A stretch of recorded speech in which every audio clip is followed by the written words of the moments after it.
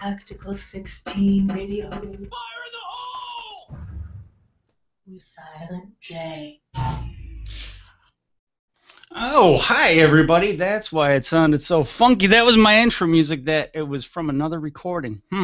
Very strange, but this is Tactical 16 Radio, and I am Silent J. Let's get this show back on track after a months-long hiatus, shall we?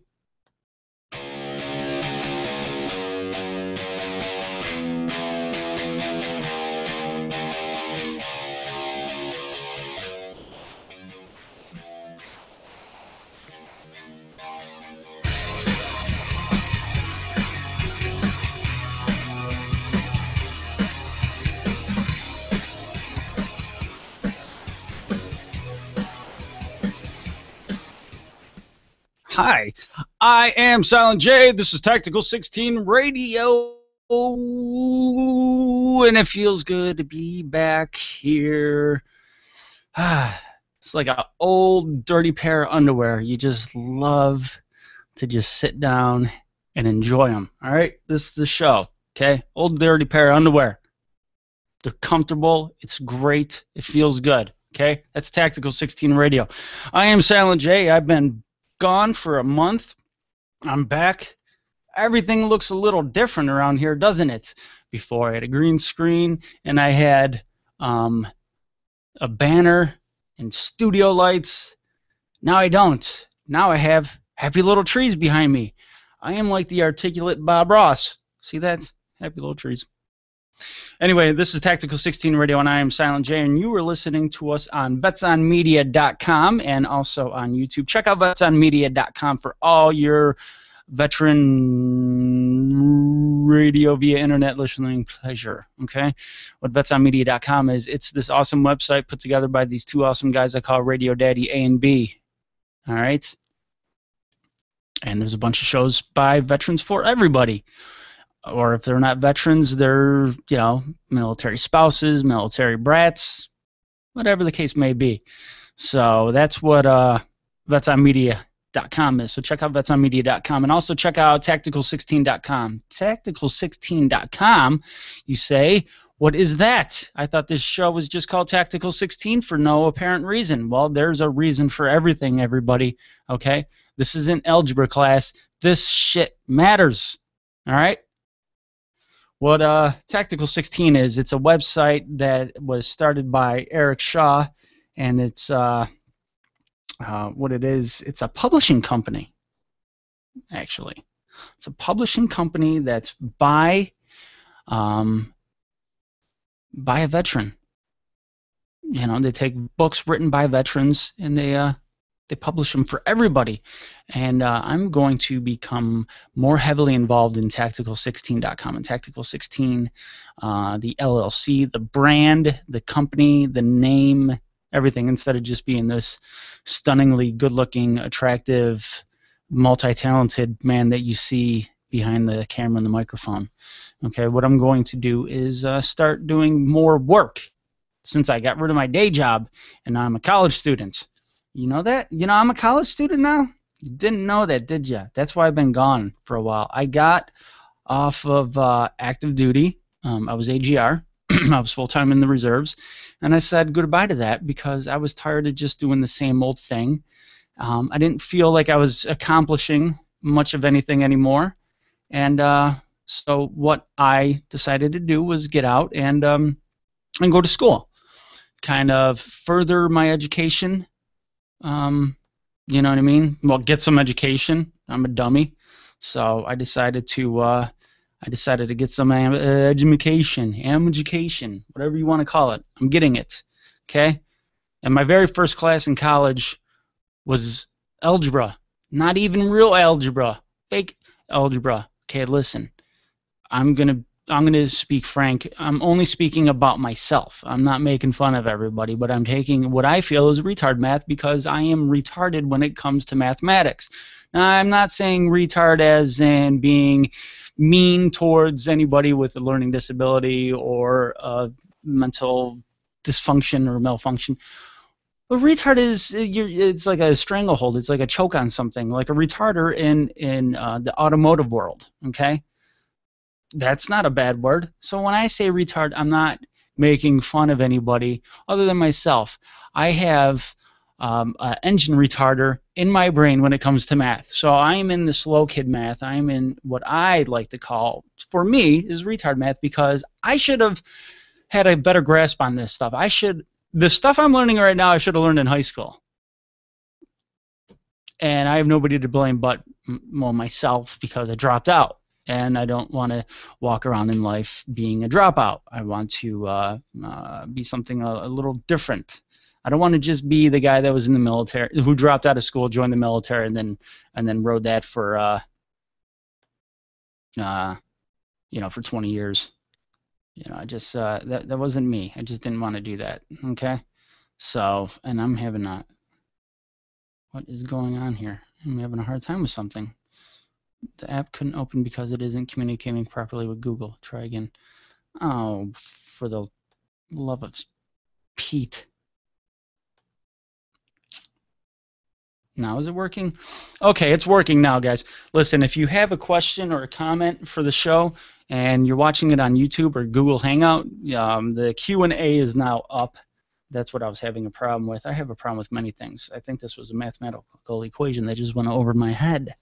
All right, but the other stuff that I do in school is not just that. I'm also taking mass media. I'm taking intro to rhetoric. It's all rhetorical to me. It's like it just repeats itself. And then I'm taking a writing class, an English class.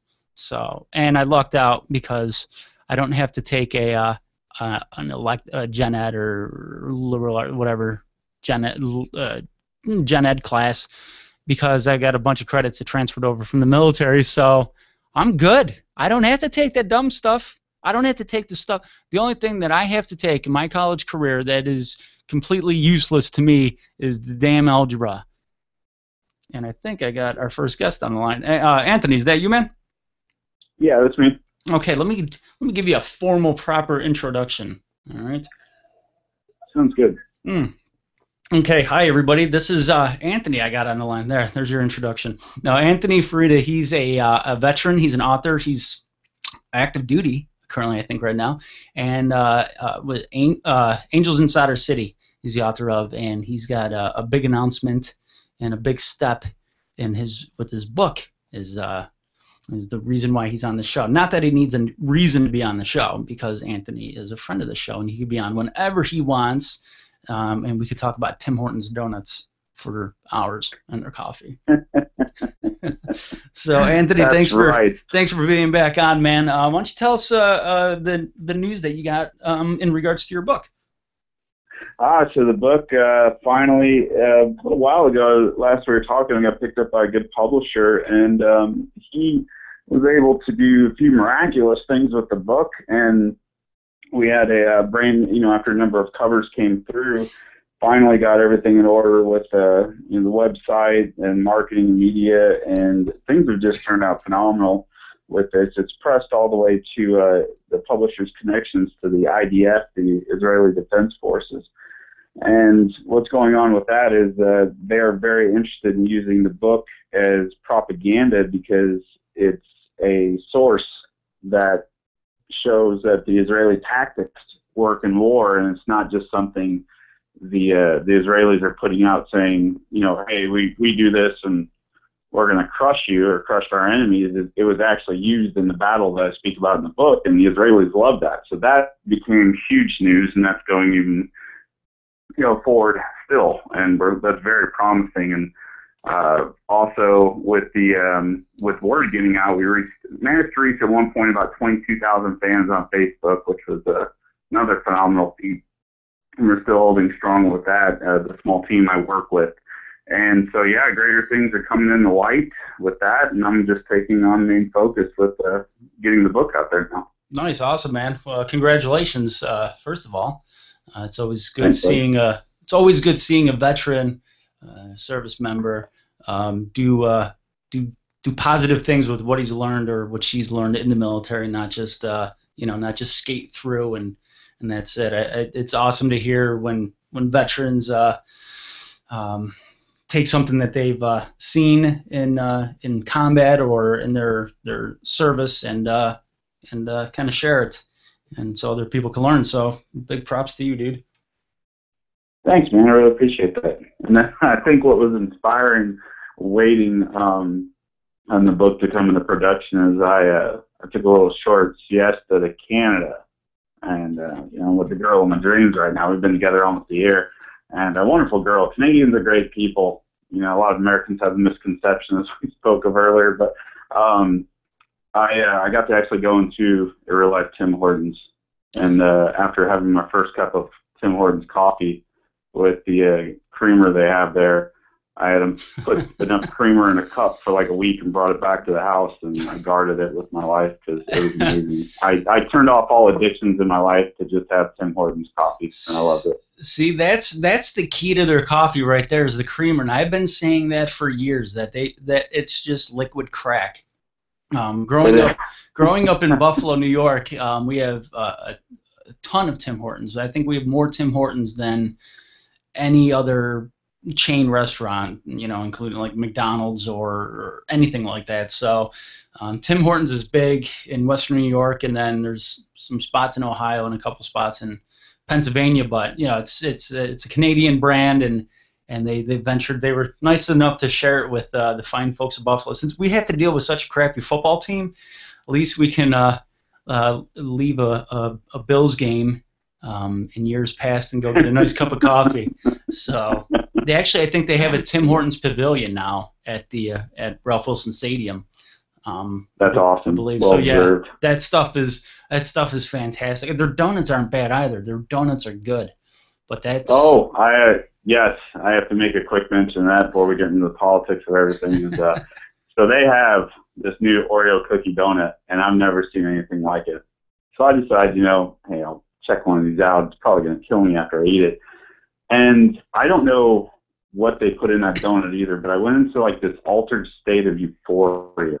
And I was seeing rainbows, unicorns flying in the air. It was great. And then I brought 6 of them back with me to America. And I'm surprised Customs didn't throw me in jail for them because there's something in those donuts, but they were amazing. So with the coffee and the donuts, one day I'm going to open up a Tim Hortons and be a very happy man. Oreo donut, Tim Hortons. Check it out. It is without a doubt the one of the best things. My daughter had one of those Oreo donuts. I saw it and I'm like, I couldn't bring myself to it because it looks so damn good. And I know there's a Tim Hortons maybe 800 meters from my house. I'm thinking of range. I'm thinking of range scale right now. Yeah, about 800. I'd say about 800 meters, if that. And that's I had to say no to the Oreo donut because I would be there every morning before school. I am there every morning before school getting a cup of coffee. I'm just going to keep it at the coffee. I look at everything and I smell everything. I'm like, this is so good. So if there's anybody that's listening, you get a chance to go to like Erie, Pennsylvania or Buffalo, Niagara Falls, Rochester or Canada and go to Tim Hortons. You're going to write fan letters to Anthony and myself saying thank you. I am fast on my way to clogging my arteries with these scrumptious donuts and this coffee, but it's worth it. It's a healthy heroin. That's what it is. It's like this stuff is going to kill you, but I'm much better doing this. I would be very happy to continue my donut addiction and love affair with Tim Hortons. But so a few things coming out of that. So while I was up in Canada, I was told by a good friend of mine, I also consider him as a brother. His name is Chris Morrison. He was a Cav Scout in the Army. He got retired. And so he starts bringing up the idea of walking the Pacific Crest Trail. And it was kind of close to where I was actually staying. I was staying in the southern part of BC, down by Kelowna and Vernon, a couple hours from Vancouver. And the trail ends there. It's about 2,600 miles is the trail. So our journey is going to begin about 2016 in spring. We're going to actually walk the entire 2,600 miles. And the whole thing behind that is that we're going to entitle this journey when we come back, we're going to publish the journal events from every day on the trip, or the significant events and the pictures of it, and we're going to call it Walking Off the War. It's just two veterans we both served multiple tours. There was even a tour where we ran into each other out there, and so going through what we've both been through, we decided this would be a great thing to do, to actually just go clear your mind for a couple months. And when looking into it furthermore, there's many books written on the Pacific Crest Trail, but there's not one complete book written start to finish. Mm-hmm. So we thought that would be another niche too. So we're thinking that whatever we're going to learn from the trip that we're going to go on, it's going to help a lot of other guys too, and maybe encourage them to get out there and see things that they wouldn't be thinking of. I know as well we have a lot of veterans who they get out of the Army and they get in their routine, they stay at home, they get locked up in home, maybe play too many video games, and this is going to be also a way to encourage guys to actually get out and interact with the environment. Find another way to heal, just besides drinking it away. That's the main effort we're going to be looking for. Nice. I'm starting to get into hunting. I've never hunted before. Nice. I'm gearing myself up to do it. Not this year. This is my first semester in college, so I just let's take this as it comes this semester. But I'm gearing up for next year to go hunting. And I from what I've heard and seen and read about is Vancouver's supposed to be, well, not Vancouver, but the BC area is supposed to have some of the best country in the world to go hunting. And I think that's going to be on my bucket list one day. I'm going to start slow. I'm going to go whitetail hunting in Western New York, and then hopefully go to Kentucky and do some elk hunting in Kentucky, and then we'll see. We'll see if I'm good enough to go hunting out in BC. It's it's funny you mentioned that, 'cause when I was at Carolyn's, my girl, when I was at her place, we seen these two bear cubs out in the cornfield. One was cinnamon, one was black color, and they were just rolling around and ran off in the corn. And I asked her, I said, "Are bears common?" She's like, "Yeah, as it gets colder, they come down throughout the mountains out there." And I've seen a good amount of white-tailed deer too in there. So as you move farther north, of course, like outside here in the back porch, I've got moose that come around just about every day. But moose, of course, that's a big issue. If they don't have hostile intent, you can't shoot them. So the best thing you're going to do, I would say to anybody and yourself, is you're going to start off slow, but if you're going to do big game ever and you've never done it before, get a guide, or definitely go with somebody experienced, because you're going to have hey, I'm going to go kill a bear. Well, the bears, they come out certain times, obviously, like other animals. Yeah, I'm not gonna be one of those dummies. Oh, I can do this. No, I'm getting a guide. I'm getting a guide. Hey, we can do this. I'll follow you. Yeah. So and then I figure after bagging a deer and then hopefully an elk in Kentucky, then maybe going down south for boar hunting. Then I want to go. Oh, nice. Be a big boy and go try to shoot something that could possibly eat me.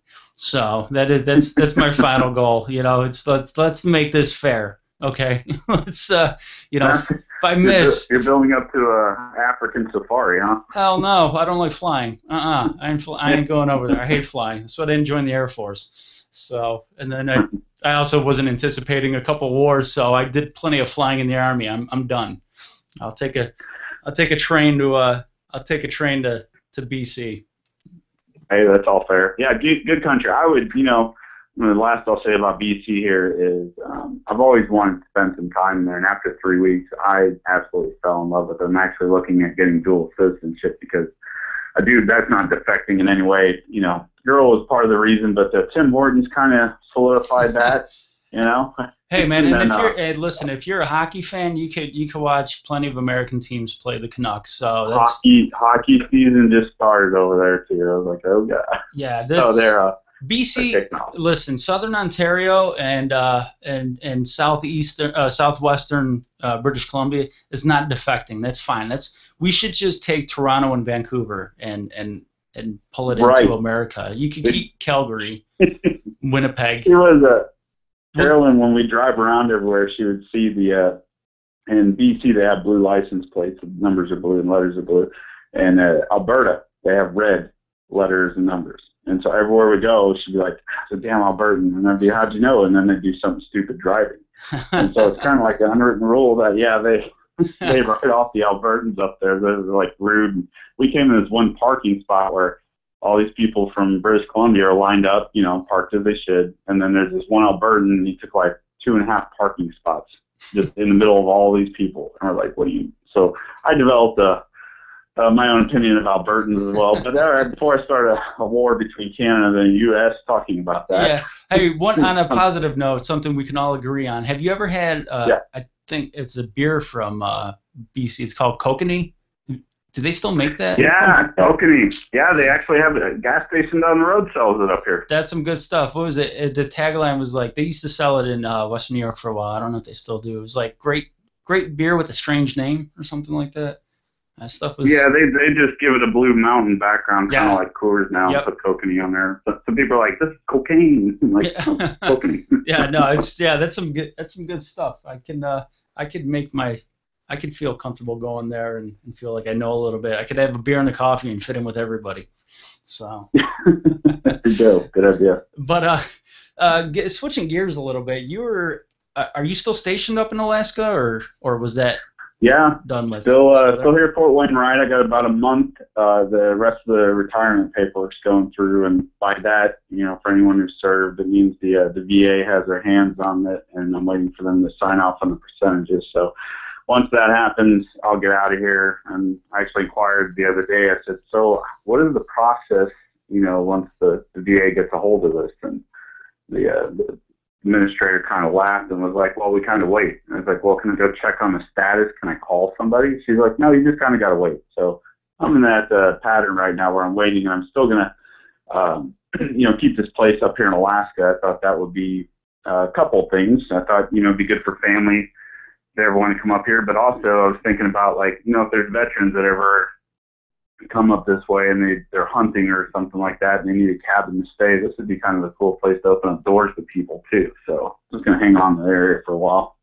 That's pretty cool stuff, man. How is and you grew up in what, Ohio, or was it Kentucky? Oh, Indiana. Indiana. Okay, I knew it was around there. Which we're going to talk about somebody that you know from that area that's famous. Cool. A famous crybaby. What was what's the change? Go Bills! But what's the change going from the lower 48? Indiana, the Great Lakes, Midwest area. The whole area. I've been stationed in Wisconsin, Pennsylvania, New York. It all kind of blends in with this whole region around here. How is it different? Just everyday life. Okay, so I can sum this up real quick. If you start from the south, Fort Benning, it's extremely racist, both sides. Mm-hmm. And then as you move up to the Midwest, it's kind of like everyday life, blue-collar, good people there. You get out west of Colorado, you start running into the mix of, conservative versus liberal, more of a hippie mindset. And then the farther west you go, it seems like people are more relaxed in general. They live more of a relaxed life. They're not so worried about what's going on with the local news and all that business. And that was cool. Now you come up here to Alaska, and it's kind of like everything is a 180. It's not how much money you make or anything like that. It's all about survival, preparing for the winter. All this talk about ISIS going on. Are they going to attack? Are they in America? And you don't hear any of that up here. Alaskans really don't care. They're like, well, we got Russia over here. They're not going to come in. We got Canada right below us. We got everybody in the state has more guns than China. So it's they're kind of like they keep to themselves. People are out in the summer up here, but once it hits winter, it's like a ghost town. There's not really many people get out just because it's so cold, but people naturally just hibernate to wherever their residence is. So I would say you go from the extreme hateful areas down in the deep south to people becoming more lax, and then all the way up to when you get to Alaska, it's more of just like a private life. That's how I see the transition. See, I would love to live in an area with that mindset, but if it was warm all the time. If you replace the snow with sand, I would be, I would be, and not the dirty sand we're used to. I mean, the nice clean, the clean sand, not that baby powder stuff. Nice. Oh boy. Yeah. Be, did you hear about the?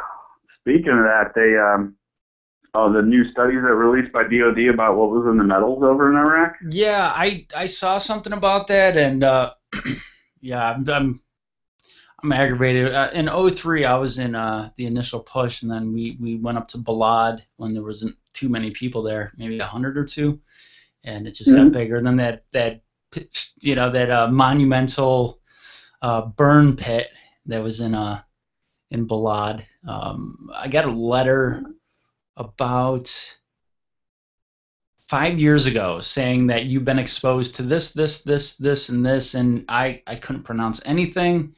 And yeah, you could have serious health concerns. And yeah, once I got that letter, I'm like, nothing's going to surprise me what went into my lungs or my blood system over there.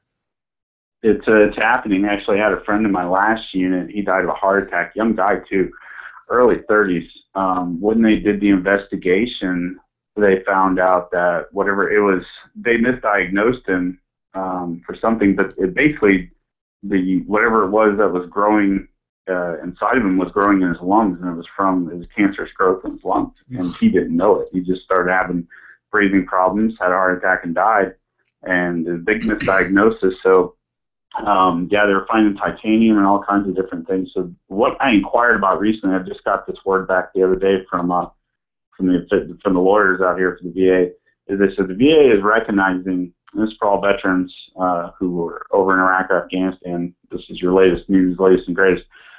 The VA is recognizing the claims from burn pits and the dust if you have a current significant condition that's affecting your health, like you're having labored breathing every day or something. So you can adjust your rating. However, the Army, their take on it is they're still investigating. Go figure. So they're not going to give you any compensation for anything that's happened that's dust related or burning, burn pit, anything. But the VA, however, you can file your claim with them when you go into your next doctor's appointment, and you can get compensation for that as you speak. So. Yeah, it's one of those things. I remember being, what was that back then, 23, 24, something around there, and just realizing like this isn't good for me. This will probably suck in like 40 years from now, 50 years from now. Just like you see, growing up, you saw those, those Vietnam vets with Agent Orange. It's like, they're old, they live. But now it's starting to realize like, no, that's not going to affect me in 40, 50 years from now. This stuff, now for people that don't understand, the sand in Iraq is so fine. It's not a regular sand in most of the country. It's like brown baby powder. It's really thin, and there's so much crap in it because the word environment doesn't exist over there. Recycling doesn't exist. Garbage men are this strange oddity. They think of garbage men like we think of unicorns, and all that stuff. It's just throw your trash, burn it, whatever. There's so much stuff that's in the sand there, in the ground, in the soil, and then the military decided to burn all their trash, burn everything, not just garbage, but everything. And I mean, if there were labels on our bug spray not to get it on your skin and to spray your clothes and wait the whole damn day before you put that DCU top on, we're burning that stuff. And I just remember just the clouds of thick, choking smoke when you went by a burn pit or burn area, and it's just like between breathing that in, breathing the sand in, the contaminants, whatever else, you're breathing in different smokes and whatnot, and then the fact that's really hot. So you breathe this. I don't know. I'm not a scientist, but I think when you turn the temperature up to 11, it's probably doesn't help anything there. So I probably have a half a lung left. I mean, I get that doom and gloom. I guarantee anybody who's been over there, and that's the thing about the burn pit exposures. We did those, like you said, in 2003 in the early days of the war. I think they started cutting down. I know we were doing it a couple of cops out in '07 LA, but I think after that they stopped doing, all the burn pit stuff. Mm-hmm. So it wasn't too prevalent toward the end of the war. But yeah, an initial, that was like the way to go, and it was horrible. Yeah, and you'd see the smoke would be for miles. For anybody that doesn't know, Balad is like in the north central region of the country. It's north of Baghdad, and that's where I was based out of, but I traveled everywhere. I like to soak in all the countryside, and so you could see the burn pit, the smoke for miles. It was huge. It wasn't like what you would think of, your uncle's burn pit out in the country, where you could burn a sofa and a tire. I mean, you could burn anything that you could burn an entire apartment complex in these burn pits, and everything would be gone in a matter of days. And breathing that stuff. And so that's what we're talking about now. We're starting to realize the health hazards and the health concerns, and so the number one thing I know you're supposed to start doing, if anyone out there is concerned with this, the first thing you're supposed to do is go find a legit pulmonologist and get a breath test done. They're going to make you breathe as hard as you can in the tube. Do not go through the Army. Do not go through the VA for this, but go get a legitimate doctor to bless off on this and get some tests done on the civilian world. Take those results to your VA appointment, because the machines and equipment they're using here, I found out after I talked to a lawyer, is, the Army's like, yeah, you're fine. And I'm like, well, why is this still a problem? And the lawyer's like, you need to go to a civilian, somebody who's not attached to the Army, because the Army's liable for all this. I'm like, okay, so go find yourself a good doctor out in town somewhere, pay to get it done, because it's probably going to save your life if you've been exposed. And if you have been exposed, I mean, everybody breathes in the air, so without a doubt, you're going to have something going on. Yeah, and people will start, the rest of society will pick up on this once they give it a fancy name or they give it a fancy acronym. Once it's called PTSD or Agent Orange or something like that, or shell shock, then it's like, oh, okay, they have that. But right now it's like, you guys were breathing in sand and smoke. That's not a big deal. Yeah. You got sand and smoke lung. Oh, okay. Thanks. Yeah. That's great. Yeah, great. I worked in a mine for 50 years, you pussy. So it's like, great, yeah, and you got a half a lung too, so you should know. But going from that, I was watching football this past Sunday, and my beloved 1-0 Buffalo Bills, who, for all my Packer fan listeners that are out there that like the Green Bay Packers, guess what? We're now deeply entrenched into week 2 of the season, and the Bills are one full game ahead of the Packers in the standings. Wow, you would have greatly offended my roommate who's from Wisconsin. Yeah, I was stationed there for 4 years, so they could all piss up ropes. I hate those teams that have championships and trophy cases that are full. It's not nice. It's like being a Maple Leafs fan for all you Canadian listeners. Where's Carolyn for that one? Yeah. All right, go ahead. But I said something about Jay Cutler, and you had mentioned something that was very intriguing. You went to school with Jay Cutler? Yeah, he was 2 grades behind me, and even in school he was a crybaby. So his parents were obviously well off, and after he graduated, they moved away. And he actually came back to the town. Okay, here's the funny thing. I live in North Pole, Alaska, and the town I'm from is Santa Claus, Indiana. So whenever he came back to Santa Claus a couple of years back, he was doing a speech at the local whatever town hall or something, and he was going to charge everyone $100 a head to get in just to listen to him talk. And I don't think many people showed up. People were like, wait, you're from home. What do you? I don't care about this. So he's still that way. And so whenever he got booed out of Denver, and he thought he'd come back to Chicago and be closer to home, but then he found out nobody really cared about him. So yeah, boo-hoo on that. Yeah, it's funny because my second favorite team ever since I've been a little kid has been the Bears, and it's just like Jay Cutler. I don't know. He seems. he seems to irk everybody. It seems like he'd be a snot in high school. He's a prick. Yeah. Now he's a rich prick. So he's not listening to the show right now. But if he did, he'd probably say, oh, that's cute. I'm gonna go wipe my ass with hundreds. Yeah. Multiple. And then mail them to us. I'll be like, hey, yeah. Okay. Here you go. This is what I got. This is what you don't have. Oh, great. Yeah. So, but I thought that was kind of funny. So, and now with going back to the book, you wrote this book. Do you have? You said you had plans for a concept, an idea for this trail in BC. Do you have any other ideas in your head, or anything in the works in regards to military writing or anything like that?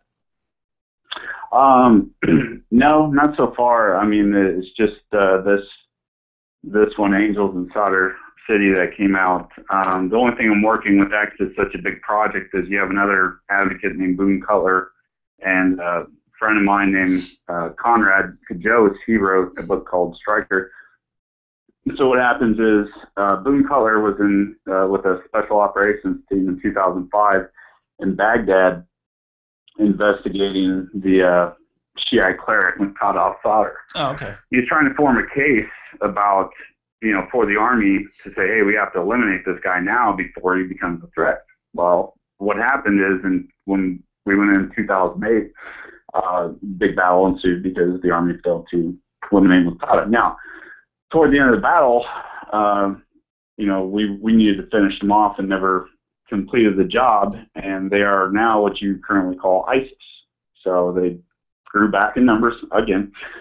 So what we're doing with the publisher I'm working with is we're trying to get the stories together to form one complete picture for everyone out there, so that can be pressed forward too. So that would be my biggest push, and nothing real. I think the only military thing I'll ever write again, because I have 2 other books that are going to be coming out in the next 3 years.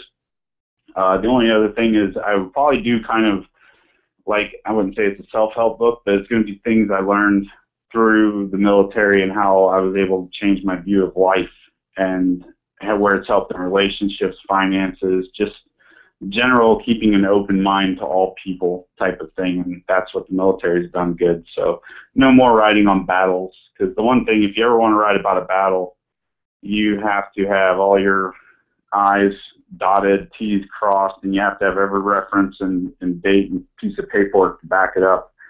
And that's probably the most difficult thing, is getting the documentation to back up what you're saying. Other than that, it's just a Joe's campfire story. Yeah. Of some dude running his mouth about, being behind a turret or I don't know if you're ever a tanker, but those Calf Scouts, man, they got all the stories in the world about how they saved the day and everything else. And they're just glorified security pullers. Those Calf Scouts. Get those furs, boys. Yeah, I got a buddy about, Calf Scouts. Like, great. That's awesome. You guys don't ride any damn horses, so you don't need any spurs or cowboy Stetsons or anything like that. That's all for show. It's like the guys over from the Ottoman Empire that wore a fez. Like, they don't really wear those in battle. They're not marauders. Arabian marauders. They don't put the fez down. No, those guys wanted to feel special as the boys from the Ottoman Empire, so they bought Stetsons and made them look even worse. So, but I'm friends with a good amount of Calf Scouts. Oh, same here. I'm gonna hear, because they saved my ass a few times, but they never saved mine. I'm friends with a few, so I could keep going all day long, boys. No, there's some. All the rivals are. You know what the funny thing is? Me being my last stint with the Army, I was a mechanic, and when I was stationed in Wisconsin, a bunch of my reserve soldiers that were mechanics now were Cav Scouts in the past. I think 3 or 4 of them. So just imagine that maintenance bay, if you would. Bunch of guys telling their battle stories, and I'm like, bloodbath. Yeah. Oh, yeah. Oh, blah, blah, and I did this. Well, you don't do that now. You're using the wrong side wrench. You need a 7/16. Are you a ranger? Yeah, you need a 7/16, jackass. Why don't you go scout that out? So. That's right. Yeah, I'm definitely gonna get some shit now. But yeah, probably. Yeah. you brought something up that you're going to write a book. What you've learned in the military. Like experiences. Right. Not so much. Not a war book. That's kind of what I'm doing, but I'm doing a cross between my past. I had a troubled youth and childhood, and I didn't help anything as I became a teenager, and just that back and forth type thing. But since I've been in the military, it's been 14 years. It'll be 14 years next month. 35 days, and I'll have 14 years in.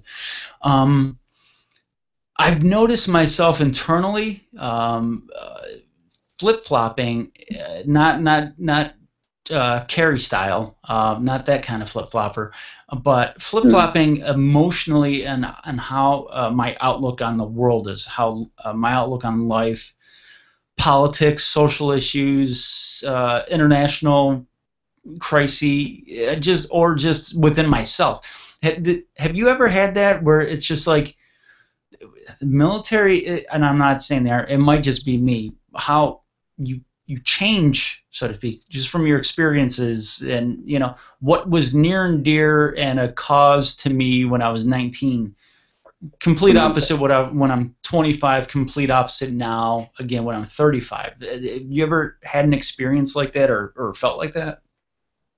Yeah, I think it's common, and it all depends on the extreme exposures or extreme conditions you're given exposure to throughout your career. Because what you do, for example, let's take home for example. Every veteran misses home. Well, most of them do that, I know. And we keep home close to our heart, so when we go away, we still have that locked image of home, and we still respect it and care about it. But when we come back, it's different.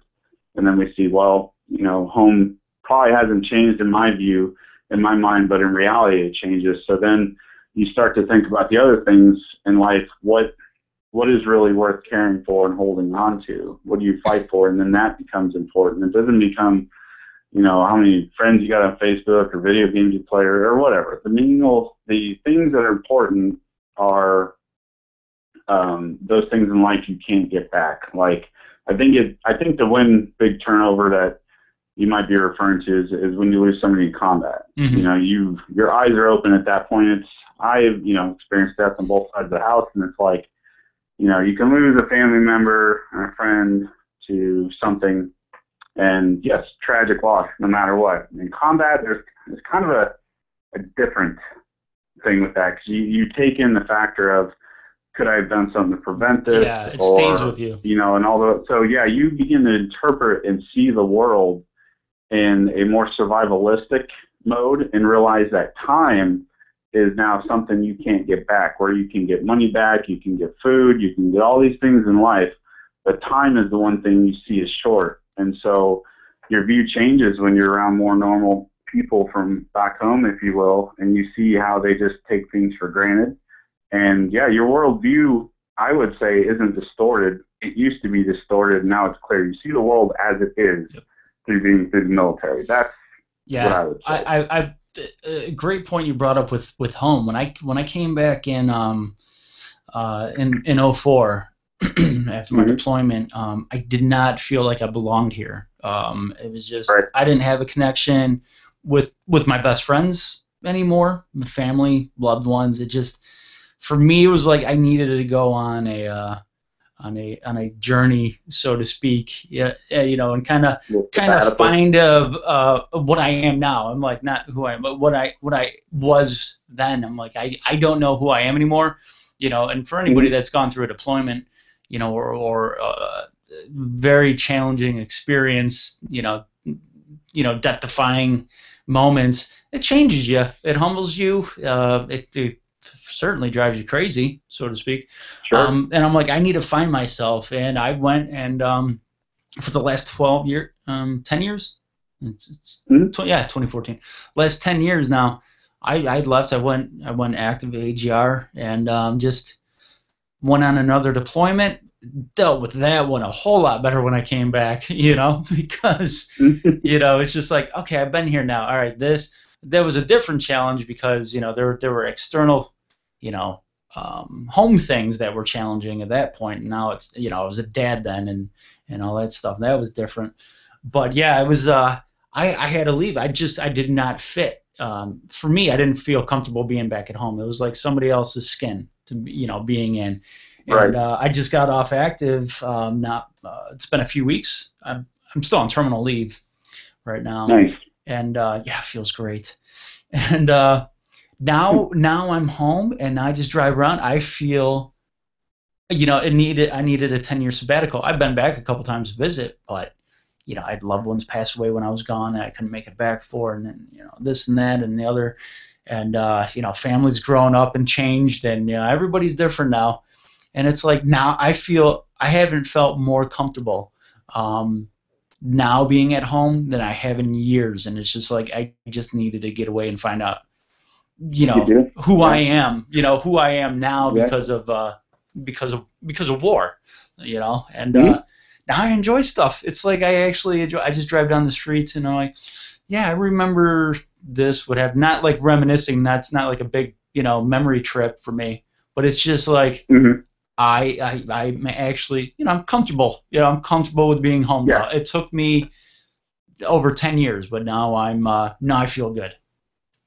I think that's a very good point to bring up. Anyone who's been in for a while, and it's if you ever find yourself where the days almost seem too mundane, like it's just was that Nine Inch Nails song, every day is exactly the same. Mm-hmm. And I reached that point about last year, and I tell you what, it's a good point you bring up about going on a sabbatical or your own journey to find yourself again, because I served 16 years and I just came off a little Canadian vacation, and when I got back, I remember telling somebody at work, I was like, what it feels like since I've been back, is it feels like I found my soul again. And for well over 10 years, I've felt like I've been like the Walking Dead, just floating by and waiting for death to come and wondering why I've escaped it so many times. So I go to Canada. I'm talking to Canada. It's a great place.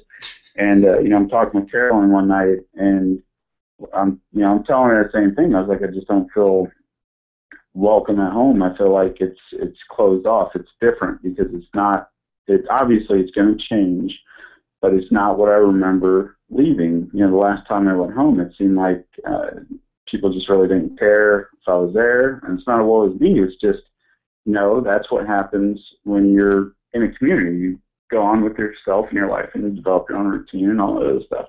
So whenever I come home and I see this, it kind of got to me for a while. So I'm talking to her in Canada, and she's like, this is home. This is your family. And I was like, you're right. And from that moment on, that's what it took to like snap me out and wake me up from this like 10-year funk. I was like, I think what it is with the veterans and when we serve is we are really not, if you think about it, you say I'm stationed somewhere for 2 or 3 years. Really, you're not there for 2 or 3 years. You go to NTC, you go to all these other places, you do your deployment, come back, you're there for maybe a year. So it's that point in time when you're in an area where you can drop everything in your plate, you can open your mind, you can just relax and feel at home. And I did that in Canada. I tell you what, that was the most rejuvenating thing I ever had. And to anyone who's been through the war and you haven't done it yet, stop what you're doing, make a plan and take a vacation somewhere, anywhere. And don't use money or time as an excuse. Build it in your plan for the next year or two. At least have something to look forward to. And I would say about 3 weeks is what you need. You need about 3 weeks' time to just adjust to what could feel like a new life. And you need to find yourself again, because a lot was taken from us. We didn't ask for it, and we sure as hell aren't asking for anything back. But if you want to live any sense of a normal life from here on out, and you don't want to be all chronically messed up dealing with these issues, go take a break now, and then come back and deal with your life and everything else. But yeah, it's very important. Very good point you brought up. Yeah, and the funny thing is, like, for people that may not get it, or people that are just in the military, if they're listening, you'll go through this. When you leave, especially like if you leave to go to war, or not even just on a deployment, if you leave and you're in the service for 2 years, and you're somewhere over in Okinawa or Fort Hood or Germany, whatever the case may be, and you come back, it's like you remember everything from 2 years ago, or you remember everything from a year ago or 10 years ago, and it's like you come back, it's like, wait a second, you don't want to do this? This isn't how things are? Oh, you're married now, you got a kid now, oh, you're dead. And it's like, it's like you try to. It's a weird thing, I think, for a human being. I don't know, if we were, bred for something like that, to be gone from, let's get down to some, old fundamentals. I don't think a human being was supposed to be away from their tribe or, their pack. Right. Tribe's a perfect way to put it. That was actually something a psychologist explained to me recently, and I thought it was excellent. He said, the family you're born into, the one you cannot choose, that's the tribe. He's like, what the tribe, when you have guys who join the military, per se, they're going to try and leave. You're going to try and get out there and go see the world. The tribe is always going to try and bring you back. And when you do different things, the tribe is going to make you feel bad because you're doing something without their blessing, authorization, or them being a part of it. So as the tribe bonds closer together while you're gone, you can't become part of that bond, though the tribe still wants you back. So it is, families that you're born into are very tribalistic, and they just don't know it. It's natural. It's a natural order of humanity, how we are. But the families that you find later in life, you go off, you meet your wife, and you have kids, and you build your own family. That's the family where you see less of the tribal matter, because it's not like you're forced to be there, that you're there because you want to be there. So that's where the two differences, I think, come into play with the tribe matters of home, and why we have problems adjusting when we do go home with our families. And it's very real. It's very natural, though. People look at it as a bad thing. No, you're going to come back for more and be different. No, it's a part of the natural order of things. It's how it is. You just have to be respectful of it, mindful, and still show your family that you love them, and that's it. Yeah, and it's just for me, I didn't have that close connection with family growing up. Yeah, my sister, but then she moved.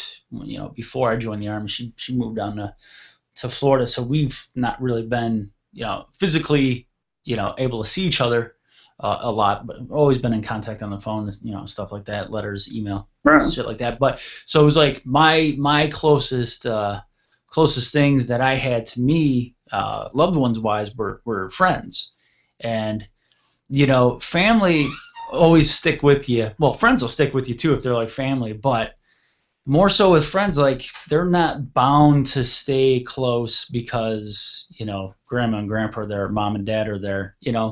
Friends go where career and and spouse and children take you. So when I came back, my friends, a completely different life, and that's where I was just like the shell shock. They got married, more kids, divorced, another, more kids, off to college and stuff, and that's where I kind of went crazy, because it's like I don't know anything here anymore. I don't have anything here anymore. So I left, and then I found myself. I made a billion friends all over the place, and I come back, and it's funny. The same 5 people I hung out with, they were close to me, whether they were friends or family. Guess what? Those same few people are still here. It's like, oh, you guys really didn't go anywhere. I really didn't need to leave and go and be stationed in Wisconsin or Central New York or Pennsylvania or go back to Iraq again or go to South Carolina. I'm like, oh, this was all just in my head. Oh shit.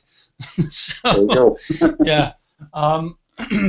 You brought up something before, getting off the whole head stuff and whatnot, but you brought up ISIS before when you said how went from one thing to ISIS, and that's something that I haven't talked on the show. This is the first show back in about a month, maybe over a month, and I haven't talked about any of that. And I get aggravated when I see it, because it's just like, you know what I mean. It's just like, we'll go over there and kick your ass.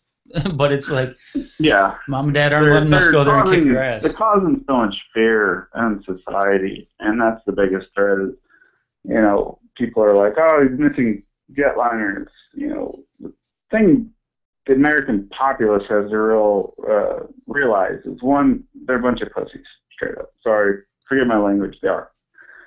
Two, if a well-planned enemy is something you cannot stop, I'm sorry. I'm not siding with the enemy, none of that crap. That's just how it is. If they have a plan, if they've been planning, and they're organized, and they're effective, and they know what they're going to do, they're going to attack. Mm-hmm. Just be ready for it. And don't sit here and waste your day on CNN and being afraid. I've had a number of phone calls. Oh, what should we do if this happens? Go learn how to shoot a gun. Go learn how to pack a bag for 24 hours and live off it for a week. Go do that stuff. But the odds of another country ever invading our country and overrunning it, I'm sorry. There's too many gun-toting, happy backwoods boys out there, that they're going to allow that to happen. And they may, bomb a few places and incite some fear. Of course, even that one DC sniper, how he shut everything down. Yeah. It can paralyze an area, of course. But what I'm saying is, when it happens, drop the fear, because in reality, they're a bunch of pansies. They are. Yeah. They're nothing more than, they're using fear to try and control, and that's the worst kind of loser, I think. That's the guy who got picked last for the kickball team in third grade. That's that, Yeah, and the thing that that strikes me as different is from ISIS compared to Al Qaeda, the Mujahideen, any of these other groups, Al Qaeda in the Arab Peninsula. It just seems like that they have more of a populist base over there. Where there are some countries like, yeah, I really kind of like Al Qaeda, but I don't want you guys in my backyard. It's like, it seems, right. Just to me, it's like these guys are almost like, it's like Nazism. Deep down inside, this is not going to end well, but for some reason, it seems like a lot of people, in my opinion, over there are just embracing it. I don't know. It's crazy. That whole place seems like a damn powder keg, Well, a friend, I'm sure just like you, I've got close friends that are Christians, as well as some of my best friends are Muslim. Yep. And they're some of the best people known. I'd still die for them today. And it's funny because one of them recently said, there was on the internet, this girl said it, and I was like, what's that? And I said, well, the comment was, the way we as Muslims who actually practice the faith and everything, the way we view ISIS is the way you view your Westboro Baptist Church. And so we may be seeing clips and part of all these support rallies and all these guys doing these things, but I know it without a doubt. There's still a large populace over in Iraq, and especially in the surrounding countries, that don't support it. They want peaceful lives. I have a very good friend, her name's Sana, and she lives in a small village in Pakistan. And a community, we talk about writing a lot. She's a very, very intelligent person. And I recently asked her about this stuff. If you had to communicate in broken Farsi to her because they kept shutting the internet down when I mentioned ISIS. So we're like talking by code. And she says no. She's like, the people here don't like it. They don't welcome it. She's like, our families are very strong and united. She's like, we wish we were in America where we didn't have to deal with it. And I said, well, we're probably going to deal with it pretty soon. Yeah. But it's just to shows you that, you can't, I don't buy into the Kool-Aid, the propaganda, whatever the news puts out. That event may have happened or whatever they're going to, announce on 5 o'clock channel. But the truth behind it is so skewed these days. You just got to go with the real of it. Always look at a person's intent. These guys are beheading Americans. Yep. So obviously they're not exactly fighting for the most just of causes in my book. That's my snap on it. And like historically speaking, like you look at it, I had somebody I spoke with recently, and they asked, it was one of my classmates, just asked about Iraq. This kid's 18 years old. I'm 35. Mm-hmm. Sure. I'm thinking like, damn, the war started when he was my daughter's age. My daughter's in the 3rd grade. I'm like, this guy was a 3rd grader when the war started, and now I'm sharing a college class with him. Yeah, that's really, it's really crazy. He was in kindergarten during 9/11. Which is the anniversary is tomorrow, and I'm looking at, I got this kid who's my my equal, so to speak, right now in our current settings, and asking me about Iraq, and he goes, "What's your opinion?" And I love that question. What's your opinion? And I'm like, I don't know. Is it? And I asked him like, is my opinion gonna tilt you from one side to the other? He goes, no. I'm like, well, maybe you don't want my opinion. Maybe you want some facts. And I'm not gonna be like, fact, all Muslims are this, or fact, we just did it for oil. Not that lefty righty bullshit. I'm like, fact. What I perceive as fact from just being a history buff and things like that. There's a lot of countries in the Middle East, and they're not drawn up properly. Post World War I, pre World War I, Ottoman Empire breaking up, and it was basically England and France. Okay, we're going to promise you this, we'll drop this. So you have, and I'm not giving a history lesson, you have people in Iraq that now you can find people to certain spaces that culturally, religiously, fundamentally aren't in agreement with them, with each other. Mm-hmm. And, whereas we settle our, differences in a certain way, certain parts of the world settle them a lot differently. They still have that tribal mentality. You have to stick up for the tribe. You have to do it for the tribe. And it's not, it's not just your household. You have a whole village. You have a whole city. You have a whole region that, your the pride is on the line. So, I mean, right. And that's what I said. I told him, I'm like, in order for that to, I think, ever work, in my opinion, you're going to have to sit down with a lot of intelligent people and a lot of people with open ears with a map and an eraser and a pen. And be like, let's get rid of this border. All right, let's redo this. Hey, the Kurds, we forgot about the Kurds. Okay, we realize the Shiite and the Sunni don't like each other, and then there's a thing with the Persians and the Arabs don't really like each other, and then, and then there's this, that. Well, we've got to remember the Jews in Israel, and then the Christians in Lebanon, and then there's those 2 Christians left in Syria, and there's that one left in Iraq. We got to think about you guys. I don't know what the hell you're still there for. Move to Italy. You blend in. So that I think is the only way without blood. Now, you might have to pay some people off to agree to it. It'd be like the world. We've already figured it out with Obamacare, how to pay people off to get you to agree on stuff that you might not potentially like. But that's what we got to do. We got to send all the Democratic senators that were in Congress during the president's first term and send them over there with maps and be like, we're going to redo this, We're gonna redo it, because if they can, hey man, they fed a bill of goods. I think if they did it once, they could do it again, and I really think that's the only possible way, without having a huge war or just waiting 1,000 years and having people realize like, oh, that was silly that we fought over that stuff. I'm sure there's people in Spain that are like, remember that Inquisition? Yeah, that's kind of stupid. Still going on in Africa. Yeah. Remember that? Remember the witch hunt? Yeah, nobody's running around Massachusetts dunking people anymore, except for donuts. Right. And that's the thing, is it's all based.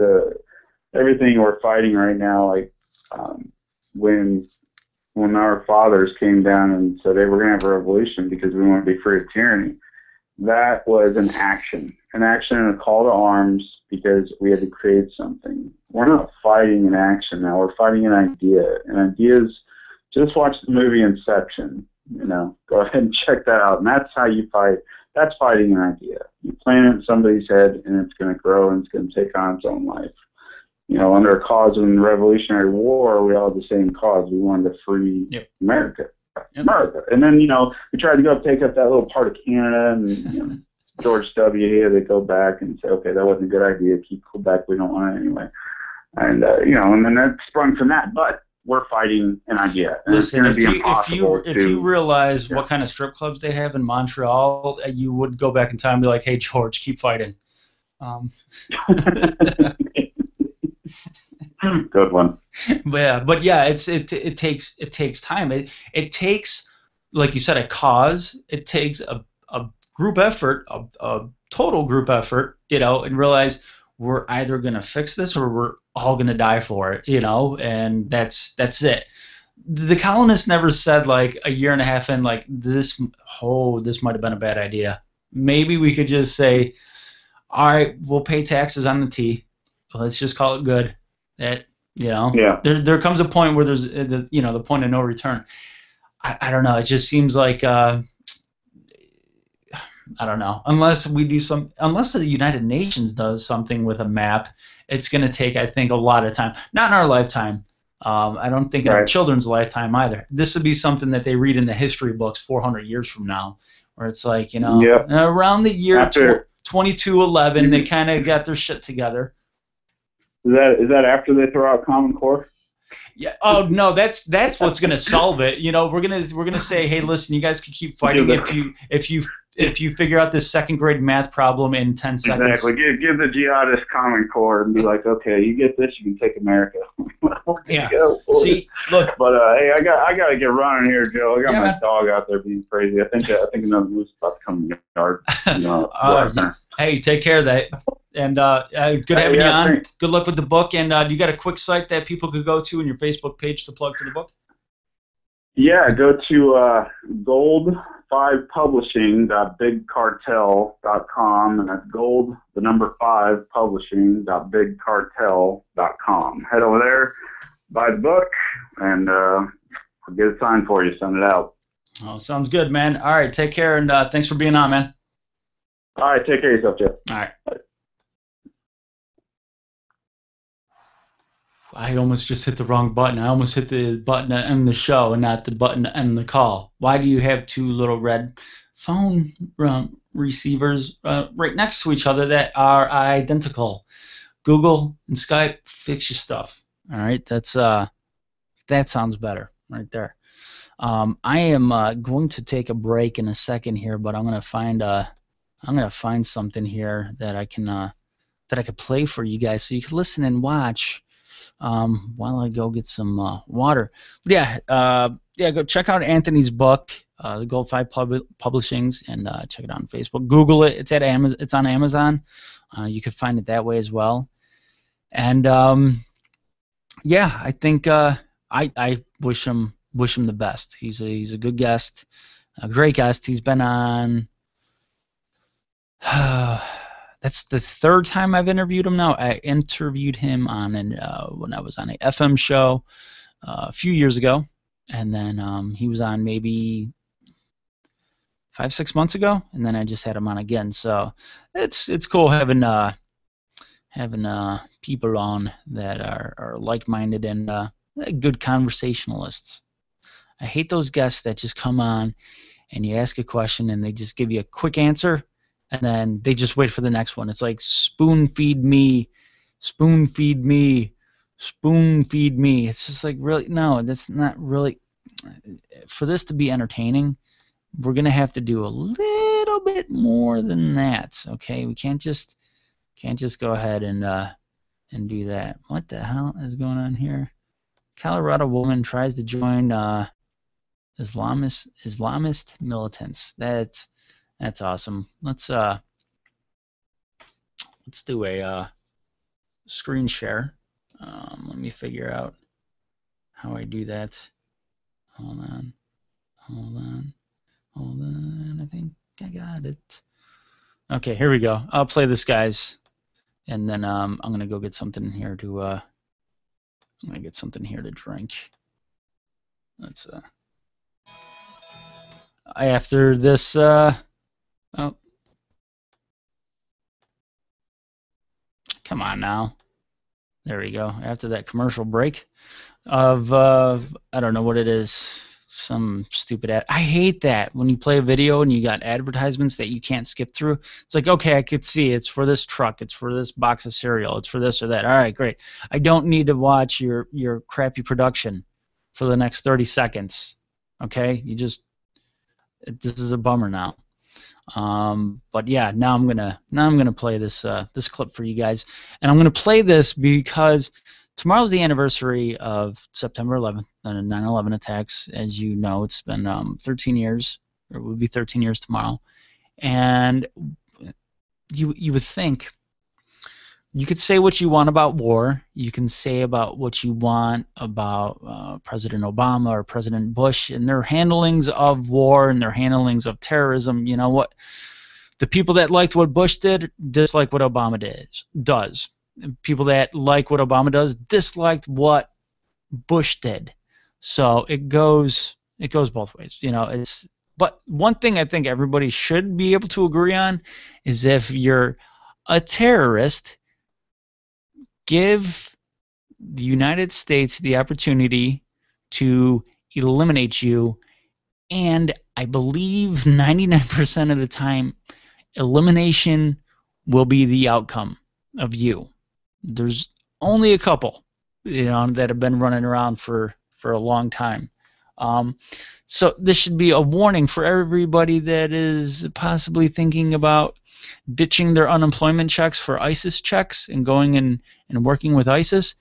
You're gonna die, okay? You will die, and it's gonna be you're fighting for a useless cause, all right? If the U.S. doesn't get you, some Kurd is gonna get you, all right? Or some Syrian soldier is gonna get you, but you will be gotten, all right? So you would think after a while you just figured that out. Don't mess with the terrorism thing. If you want to cause a government agency problems, go and try to reform the IRS. Okay, go and do that, or go and try to reform the VA. All right. If you want to put a kink in the armor, do something like that. All right. But this is homegrown terrorism. Bunch of pansy asses. Just why don't you just stay right here and fight? Just get out on the street corner and say, I like ISIS. I want to whoop someone's ass.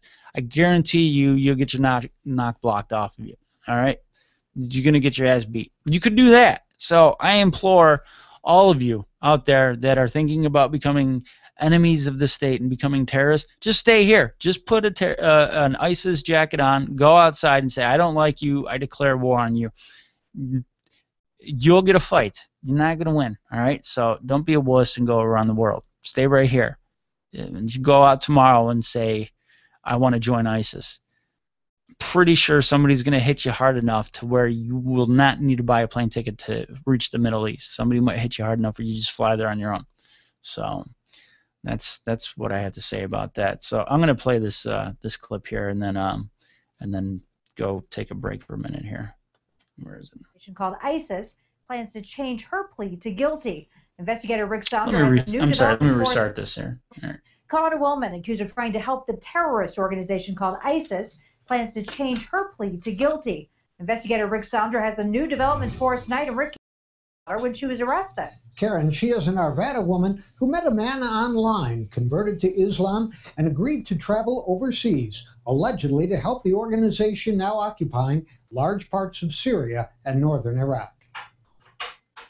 Shannon Conley is accused of aiding a foreign terrorist organization. She was stopped inside the Faith Bible Chapel in Arvada last fall. Court documents claim she told police, if they think I'm a terrorist, I'll give them something to make them think I am.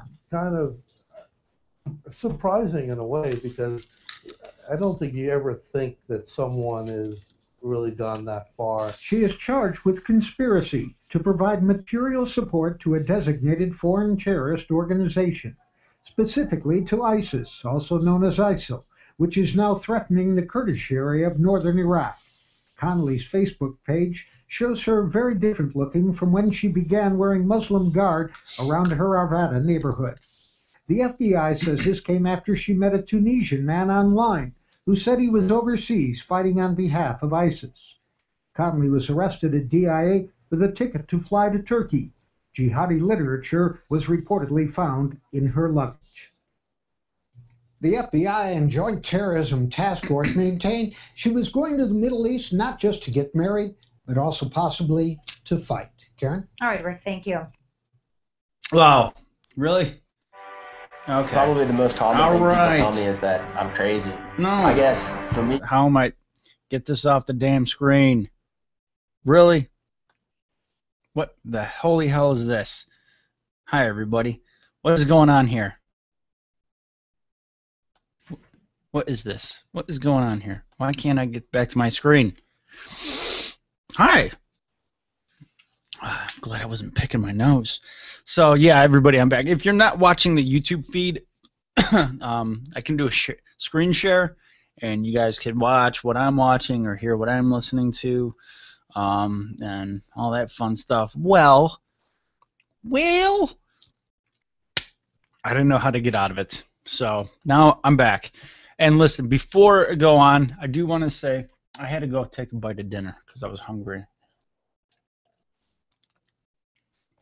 And get some more water because I was thirsty. But I do want to do one thing. I'm not that big of a drinker anymore. Not at all. Not even close. Not even close. I'm too old for a hangover. But I do want to do one thing. I want to raise a glass for everybody who passed away in the 9/11 attacks and the correlating actions since those attacks, the wars in Afghanistan and in Iraq, and fighting where you're not supposed to know we've been at, or any of that stuff.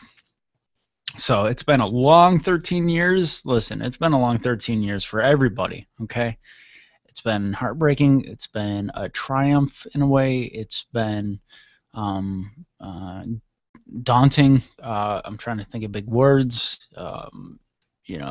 Intense. That's not a big word, but it's been an intense 13 years, very polarizing 13 years. It's been 13 years that has basically put a schism in this country. Not put a schism like it's a physical thing, but produced a schism within this country. I don't think this country's ever been more far apart fundamentally or idealistically than we are at right now, with blue and red, right and left, this, that. I mean, I don't think since the Civil War and slavery and abolition, I don't think the country's been this divided. And I will gladly give anybody the states of Alabama and Mississippi if we could bring it back to normal. So if there's anybody out there, any foreign country out there listening that wants to do a little land grab, if you have a magical spell and you can get everybody to unite again and just be Americans, just be people, be Americans, and just be people that are from different backgrounds and different ways of life, but respect each other, which we don't any longer. We will give you Mississippi, Alabama, Perez Hilton, Sean Hannity, all right, and a bonus if you act now, you will get Christopher Hayes, Al Sharpton, and Don West, because he's got a Sammy Sosa rookie card in there somewhere. So you could get and Al Sharpton, because whatever, because that's just matter of fact, all right? Let's run Al Gore, too. And Dick Cheney. Nobody needs a Dick Cheney. So we'll give you all of that. You could get a bunch of people, a bunch of cool people you could put on TV, entertain yourselves, and you can have Alabama and Mississippi. And if you act now before the end of the show, you'll get the panhandle of West Virginia and Texas. And that's right. And we can all come together as a nation because we get rid of those areas. All right. So I think it'd be good. But then, back to the point I was trying to make before I was so really interrupted with creative thoughts and comedic gestures. It's been a long 13 years. Okay, and a lot of people just aggravated, tired, annoyed, pissed off about how this country is heading. Not politically, just as a people, I mean, we were so united right after the September 11th attacks, where you couldn't find somebody that disliked their neighbor. We were all Americans, and I'm not ever gonna wear a pair of jean shorts and a red, white, and blue USA flag polo shirt. Okay, that's not my style. All right, but I will do that if we could ever get back to those days after 9/11 where just the closeness, not without the tragedy. You can have closeness. It's like, like people that have hated each other for years and somebody dies and they go to the funeral and then it's like for a couple days everything's cool again, and you love each other, and then you go back your own way and you dislike each other. Maybe we could do that without the funeral, okay? And it would be nice. I personally am always going to be annoyed with a majority of the world and all the people in it. I'm just that way. I am happy being annoyed with people. I'm not a hateful person. I just get easily perturbed. Okay? That's a big word. All right, that's a big word. But so I'm the exception. And that's fine. You don't all need to be like me. Just listen to what I say. Do what I say, all right? Not as I am. Okay? Not as I do. Don't do what I say, not as I am. Said Sam I am. Green eggs and ham. But anyway, so what I want to do, since it's been a long time for a lot of people have died in Afghanistan and Iraq in 9/11. And sometimes we tend to forget about that. Just the fact that this century, pretty much 95% of this century has been consumed by the aftermath of one morning. And, we tend to forget who directly was affected by that morning. I mean, everybody was affected, but really affected. I don't mean you've been stigmatized ever since you watched the news footage on September 11th. And that's not what I'm talking about. I don't mean stigmatized like that. I mean people that actually have the stigmatic marks to them, like right here. And people that were really affected. Somebody who lost a loved one in September 11th. Somebody who lost a loved one in Iraq. Somebody who lost a loved one in Afghanistan. Or somebody who had somebody that they cared about, loved, or cherished, and was never the same because of those attacks. Maybe a first responder in New York. Maybe a soldier that was in Iraq and then came back, or a Marine that was in Afghanistan and came back. And your life because of that has never been the same because something so traumatizing happened that it's never going to get back to the way it used to be. I'm speaking to all those people. Here, there, and up there. I'm speaking to all those people right now by saying that I'm going to raise a glass for you right now. And use my really good stuff, to me, really good stuff that I don't normally do a shot of, I can tell you that much. It's good. It's good. This is good rye. From New York, drink rye. So that's what I'm going to do. I'm pouring myself a little glass, not for me, but for everybody else. Just have one. Because I have to finish my dinner, and I don't want to have any dinner after you drink whiskey. That's just, not anymore. When I was younger, maybe, but anymore. It's just like those people that used to be able to smoke and eat at the same time. It's like, how the hell can you do that? You're ruining your food. But anyway, I just want to say, raise my glass to everyone here. This is for everybody that has been affected by this last 13 years, and for all the other people out there that say that you're affected by it, but you had no reason to be affected by it, stop being a baby. Stop. Just stop. Stop making it me, me, me. I'm not even saying about me. I've been affected. I've been to war a couple times because of that day. And this isn't even for me. This is for people that really have a reason to wonder what the hell happened and where are we. So this is for you guys. Cheers.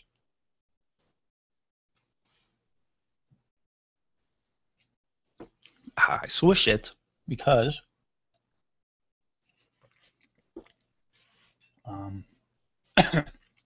I like the flavor. It opens up the flavor. I am a spirits connoisseur. Whiskey to be precise. Bourbon, to be more precise. Rye whiskey, to be even more on point. So I like to swish it around, get the nice flavor in there. Nice rye flavor, nice spicy flavor. So there, nice spicy shot for everybody. And now back to drinking water. So anyway, which I have not drinking enough water, I can tell you that much. Over the last couple of weeks, I was on track this summer, just drinking water. Now, not so much. I don't know why. I've fallen into this trap of college, which I want to talk to you guys about. I got about a half hour left of the show.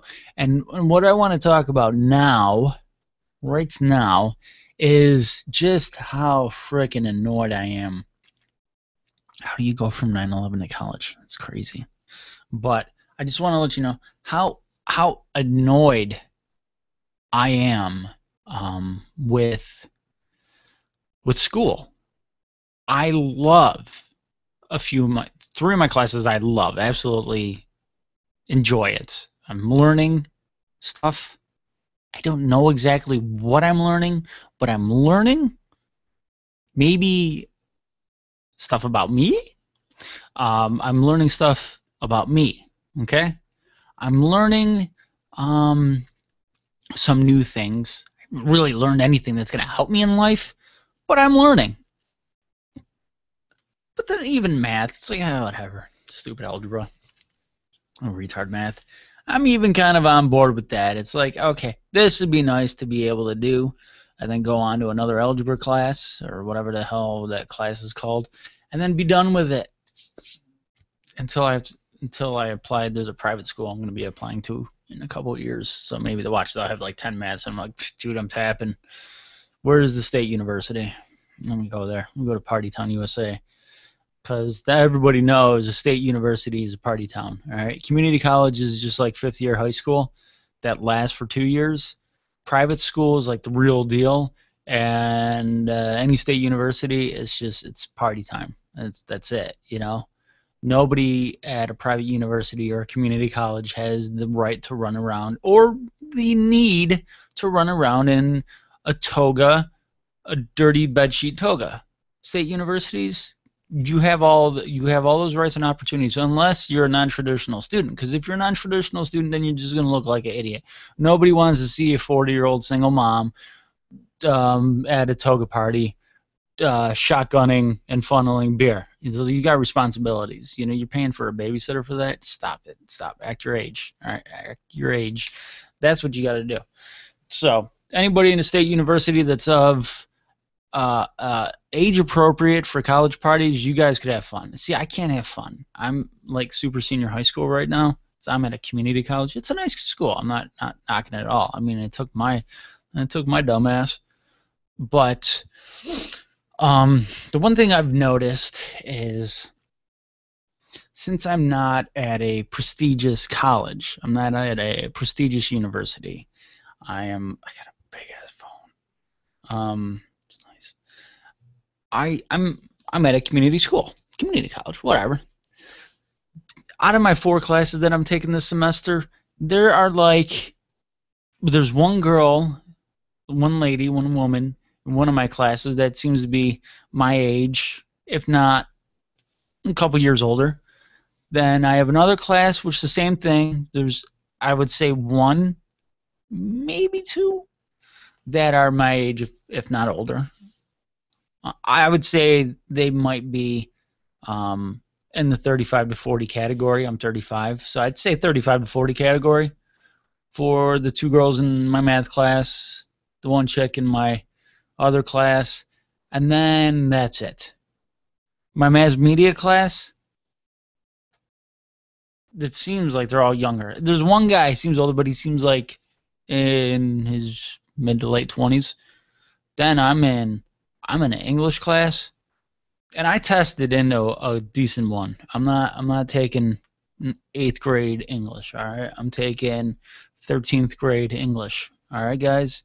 That's good. All right? I'm in my grade 13 English class. For all you Canadian folks, it's not the 13th grade, it's grade 13, all right? There's a little little tribute to the Trailer Park Boys for all my Canadian listeners out there, and well, anybody that's cool enough to like the Trailer Park Boys. I'm gonna get my grade 11. Was it 11 or 10? Grade 10? Grade 10 or grade 11? I'm not sure. 602-399-7787 is the number if you want to call and help me figure out what grade Ricky was trying to get. Was it grade 8? Grade 7? I don't know. 602-399-7787. I doubt anybody's going to call, so I really don't care. But yeah, I can't remember. But anyway, I'm in grade 13 English. There is nobody my age. And then there's a mass media class I'm in. There's nobody my age. That's it. For all these people who are saying, oh, there's going to be so many non-traditional students. Or people that screwed up royally in the mid-90s and are trying to make up for their past indiscretions now. That's me. All right? So that's where I am. And what I want to do is do good. That's for, you know? I don't want to party. I'm not there to party. I do good. And if I feel like I can do good, I can do very good, because I don't have anybody my age to hang out with. And then the ones that are in the 35 to 40 category, they're all women. And what am I gonna do? Oh, hi, you're 38, you're a divorcee. Great. You want to go talk about algebra and have a cup of coffee and we could study? No, that's boring. Nobody wants to do that. I don't want to be bored. I'm gonna hang out with somebody. I want to have fun. So there's nobody I'm going to have fun with. My age appropriate to hang out with and be cool with and form a bond or anything like that. So I eliminated hanging out. There's one guy that's next to me. He's in my rhetorical class. It's just repeating. It's rhetoric class. It just repeats itself over and over again. It's just, ugh. All right, you're trying to tell me how to be persuasive. I get it. Don't tell me anymore. But there's one guy there, and it's like, we're different. We're different. We couldn't be any more different than you. They're different, okay? Polar opposites. So it's like, I can't hang out with that dude. But we talk a little bit here and there in class. Like, I think I force him to listen to me is what I actually do, because it's in rhetoric and I'm making you. Damn it, dude next to me on the left, you're going to listen to me. That's what I'm doing. What I'm learning in this class right now from our guide is that whatever rhetorical, we're just gonna talk, and I'm gonna be persuasive in talking. It's the art of what, just getting somebody to succumb to your words. So that's what I'm doing with the dude next to me, and he's listening. He talks a little bit, but I'm still not gonna hang out with him. I don't know, different worlds. So I got nobody. So I don't have an excuse in school. I have no excuse whatsoever in school. It's not like, oh, the reason why I flunked that semester is because I partied too hard with my classmates. You know?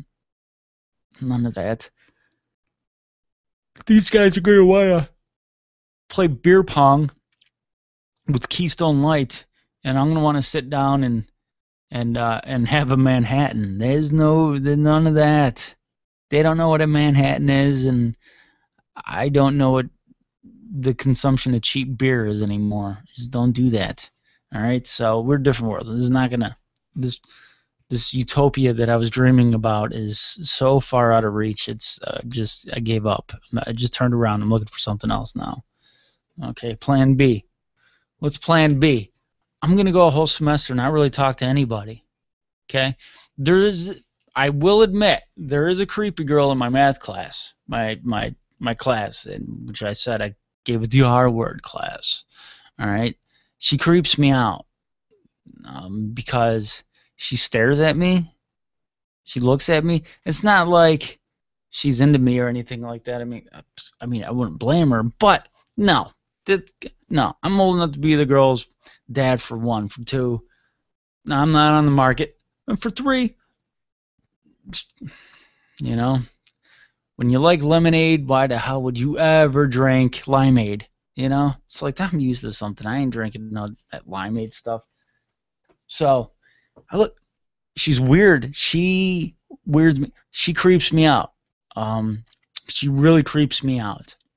She seems like the type of girl that would paint pictures with stuff that comes out of her nose.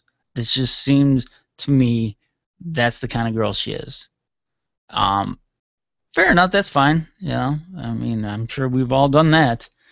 But just she kind of, I don't know, maybe I've noticed a bunch of social unease, socially awkward people in school, like people skills. And I'm in communications, advanced media. It's like you don't know how to talk to people or get your point across or be rhetorical or any of those things, or you just don't know how to have a conversation or be a human being.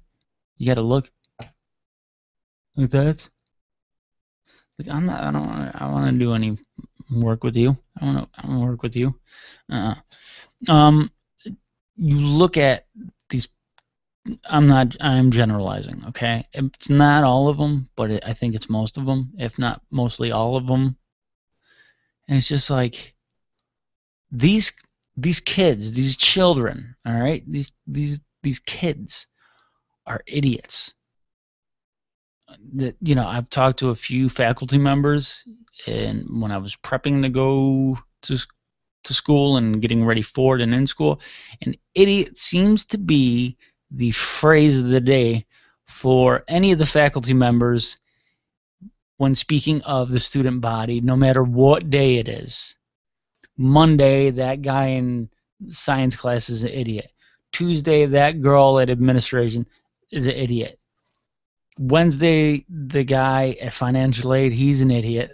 Thursday, the kid on the football team, he's an idiot too. And guess what? Friday, I'm not there because I'm the best freshman in the world, and I didn't schedule any classes on Friday, and I did not have to schedule any classes on Friday.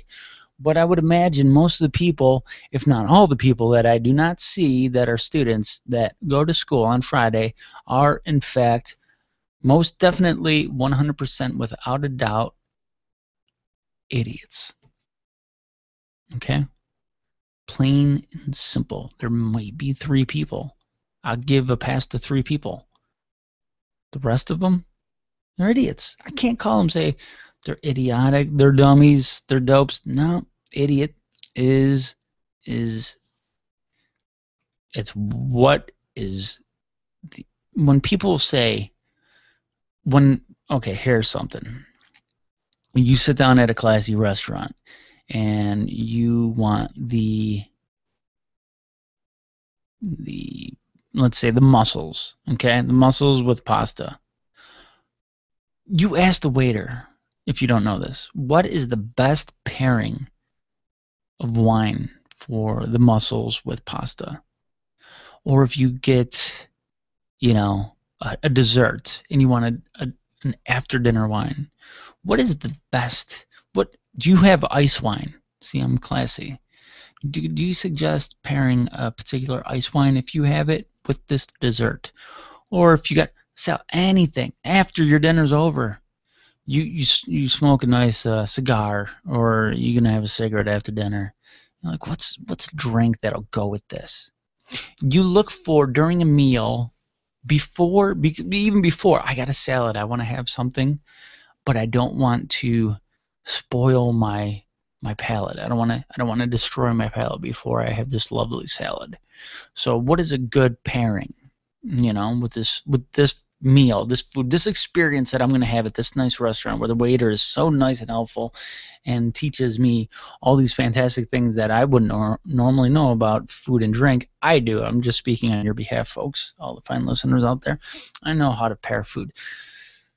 When they say, oh, you want this Cabernet, you want this Pinot Noir, you want this type of whiskey with this drink, with this salad, with this cigar, with this main entree, with this entree, with this dessert, you know, That's what idiot is to the student body.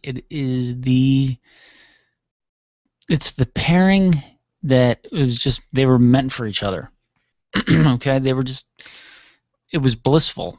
Whoever came up with that term, and I'm sure this is good for universities all around the country, and community college and state colleges and tech schools, definitely. Online schooling, University of don't say in the new commercials, the Phoenix commercials. Don't say I am a Phoenix. No, you should say I'm an idiot. 100%.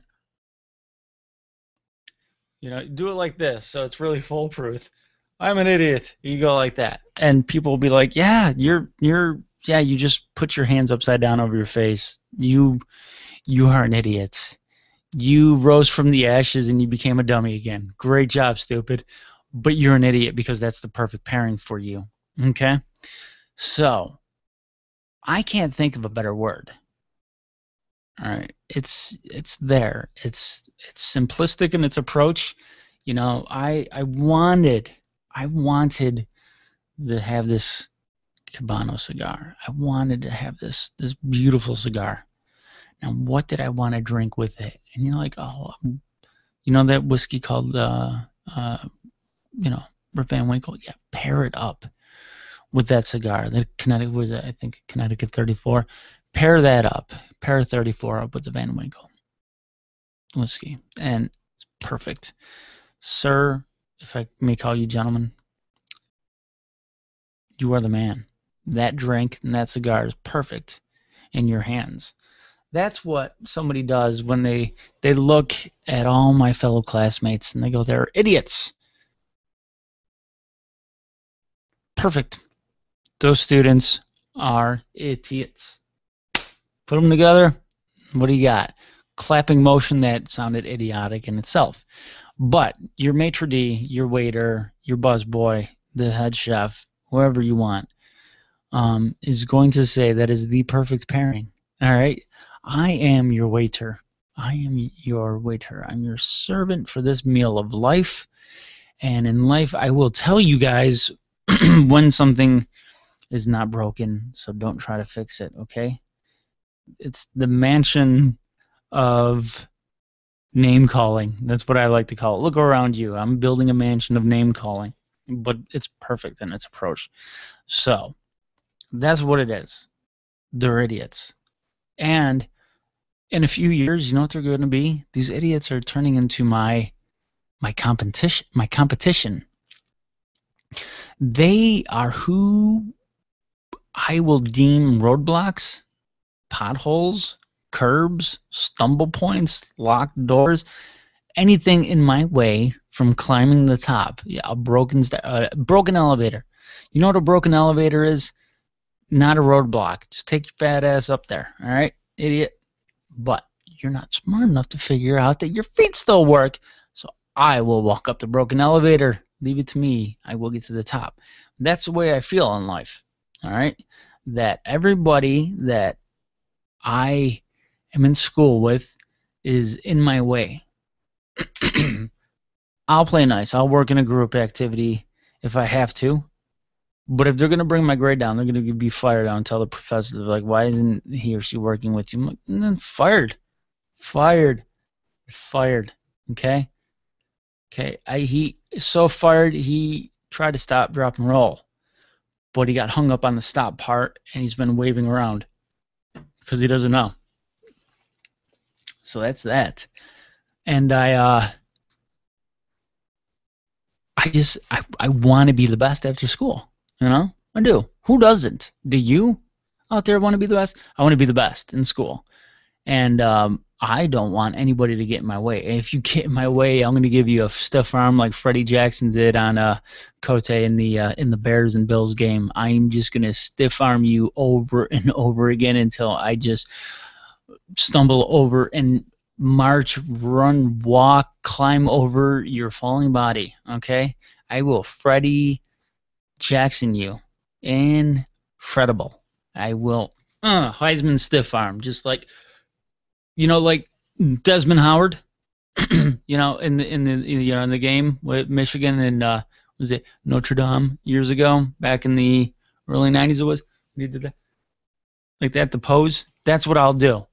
When somebody gets in my way to having the best job that I want, I'm going to step on your face. Literally, I'm not. This isn't a figure of speech. I'm going to knock you over and I'm going to step on your face, and then I'm going to go with the arm like that. Undo the frickin' Desmond Howard. Was he number 22? Was it 23? I don't know. But I'm going to Howard your ass. I'm just going to, that's it. And you're going to be like, and I'll be, excuse me, I can't hear you. My foot's on your face. And I'll be like, I can't hear you. You know, you weren't fast enough. If you're fast enough, maybe it would be my face that would be implanted to your shoe, but the roles are reversed, okay, as they should be. And that's my little rant. But I like school, okay? And I got my homework done early, so I can do the show for you folks, for you fine folks.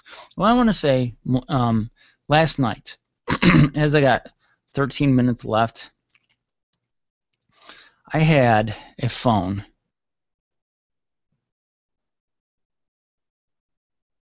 I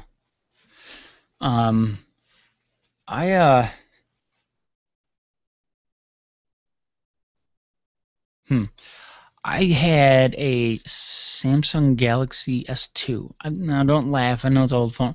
But I had it for my contract. Like, my contract, I signed a 2-year contract a couple Thanksgivings ago.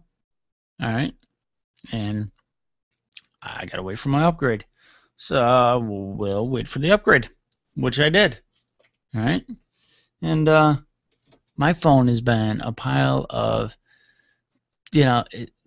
fecal matter, a pile of my classmates, my phone turned into an idiot. It's a callback for all you comedy friends out there.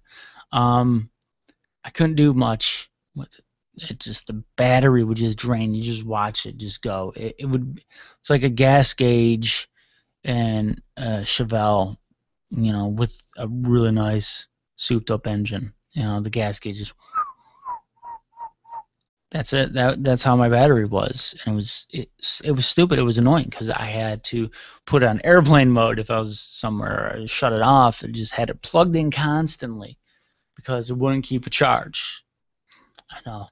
I'm about to say something that I hate. First world problems. Shut up. I hate that. No, it's called industrialized people. Technically advanced people.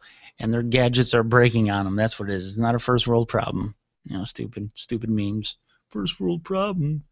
I can't watch TV on my tablet. You know what? But you have the opportunity to, so be proud. But my phone was acting stupid. Wouldn't keep a charge. Then all of a sudden it was just, I couldn't do certain things on it. Twitter was just non-existent anymore. Apps started to not work. My navigation, that was gone. That was so gone. That damn thing will get me lost. I want to make such a really bad Stevie Wonder, or what's that guy? I forgot his name. The dude from the Pepsi commercials. There. The Jamie Foxx guy. I can't remember. Whatever. I forgot his name now. You got the right one, baby. But I don't because I can't remember. I got the wrong one. I got no one. But anyway, my phone was dumb. Navigation would get me lost. Text messages would just take forever to send. It just have that little circle just spinning. All this stuff. And I'm like, I could wait. I could hold out. I could hold. It's like, I said, man, I'm getting this bonus at work. My car, it's ready to crap out, but as long as I can put gas in it and it will drive me to and from work, that's it. I don't care about the radio, the AC, hell, I don't care. There's a donut on the back tire, on the wheel, just ripped in the seat. Somebody, window won't go up all the way. It rains every day. It sucks. That's what I was with my phone. Just as long as my phone made phone calls, it'd be fine. I couldn't get on my business email, personal email. I couldn't do any of this stuff anymore.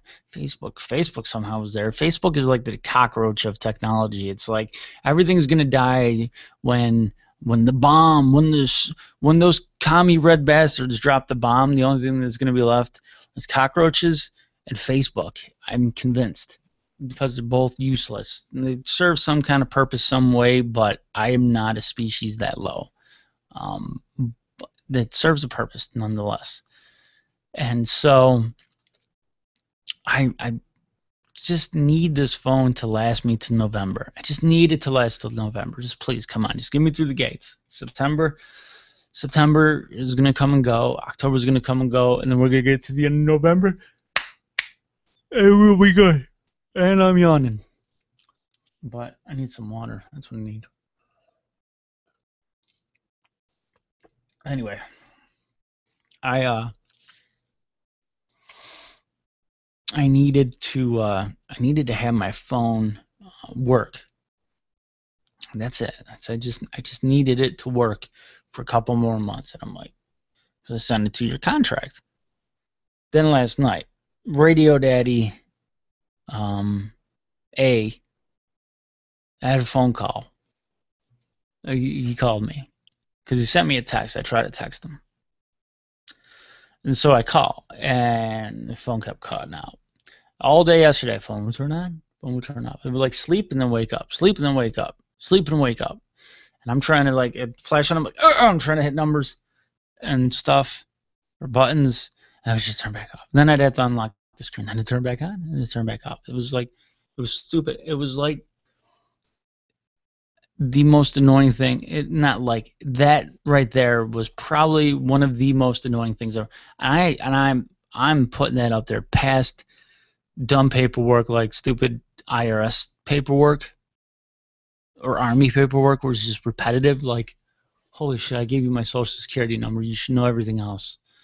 That's where I was at with this stuff, this phone crap. And I'm just, last night I had it, and I'm like, I gotta go. I need a phone.